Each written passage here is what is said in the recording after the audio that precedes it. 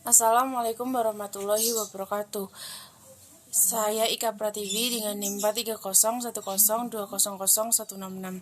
Di sini saya akan mereview buku yang berjudul Fat Al-Qorib 1. Di dalam buku ini terdapat beberapa bab dan terdiri dari 159 halaman. Bab yang pertama yaitu hukum-hukum bersuci. Di dalam buku ini dijelaskan bahwa toharoh secara etimologi merupakan kebersihan dan secara terminologi syar'i berupa melakukan sesuatu yang bisa menjadikan sahnya sholat seperti wudhu, mandi, tayamum, serta menghilangkan najis. Di sini pula dijelaskan terdapat 7 air yang dapat dijadikan untuk bersuci. Selain itu, terdapat 4 macam air. Yang pertama yaitu air suci yang dapat mensucikan perkara yang lain yang tidak makruh. Yang kedua yaitu air suci yang mensucikan yang makruh menggunakannya pada badan bukan pakaian. Yang ketiga yaitu air suci tidak mensucikan, yaitu air mustakmal yang telah digunakan untuk menghilangkan hadas atau najis apabila tidak berubah dan tidak bertambah beratnya setelah terpisah. Yang keempat yaitu air najis.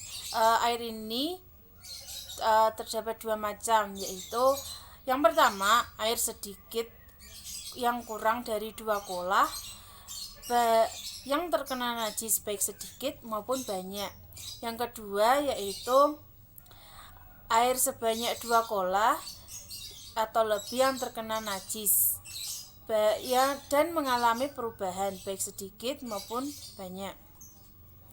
Terdapat pula pengarang yang melewatkan air yang kelima.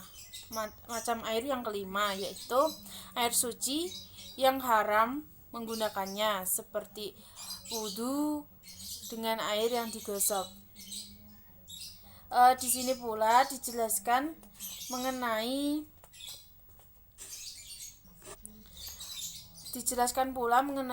kulit bangkai atau maupun sejenisnya bisa suci dengan cara disamak. Cara menyamaknya yaitu seperti menghilangkan cairan seperti darah pada kulit yang dapat menjadikan membusuk dengan menggunakan sesuatu pedas walaupun najis seperti kotoran burung.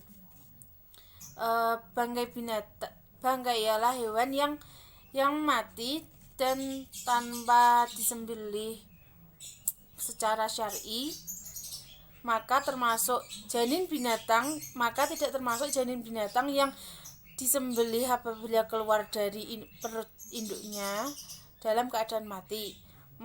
Karena penyembelihannya dicukupkan dalam menyembelih induknya, kecuali manusia. Sesungguhnya rambut dari manusia itu sendiri suci sebagaimana mayatnya. Di dalam buku ini juga dijelaskan mengenai hukum sunnah siwak pada setiap keadaan dan tidak makruh hukumnya kecuali setelah tergelincirnya matahari bagi orang yang berpuasa, baik fardu maupun sunnah.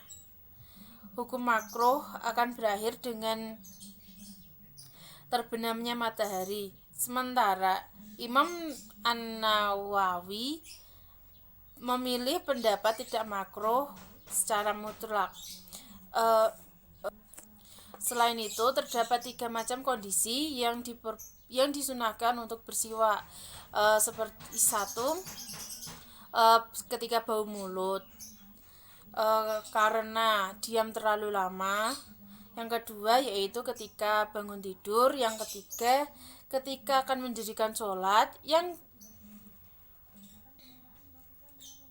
Selain itu pula bersiwak juga sangat dianjurkan ketika kita akan membaca Al-Quran. Terdapat fardu wudhu. Fardu wudhu ada 6 perkara. Yang pertama yaitu niat. Yang kedua yaitu membasuh seluruh wajah. Yang ketiga yaitu membasuh tangan hingga ke siku. Yang keempat yaitu mengusap bagian kepala atau bagian rambut. Yang kelima yaitu membasuh kedua kaki hingga ke mata kaki. Yang keenam yaitu melakukan secara berurutan sebagaimana yang telah disebutkan tadi. Bab yang selanjutnya yaitu hukum-hukum berpuasa.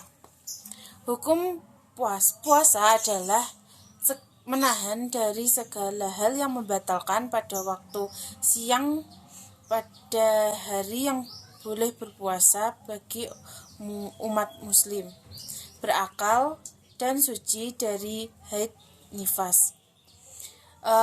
Di dalam buku ini pula dijelaskan syarat wajib puasa, yaitu Islam, balik, berakal, dan mampu berpuasa. Dijelaskan pula ada 4 fardu puasa. Yang pertama, niat. Yang kedua, menahan makan dan minum meski sedikit. Yang ketiga yaitu bersetubuh dengan sengaja. Yang keempat yaitu menyengaja muntah.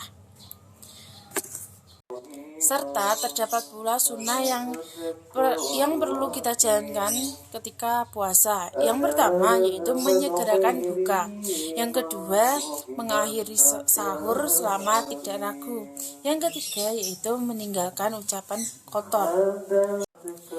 Di sini diterangkan pula iktikaf adalah singgah di sebuah masjid dengan sifat tertentu. Iktikaf sunnah setiap waktu dan lebih utama pada 10 hari Ramadan karena mencari Lailatul Qadar. Menurut keterangan Imam Syafi'i, Lailatul Qadar hanya terjadi pada 10 hari akhir Ramadan. Yang paling diharapkan adalah tanggal ganjil, yakni tanggal 21 dan 23. Serta terdapat 2 syarat yang dilakukan ketika iktikaf, yaitu niat. Yang kedua yaitu diam di masjid dalam kadar yang melebihi tumakninah.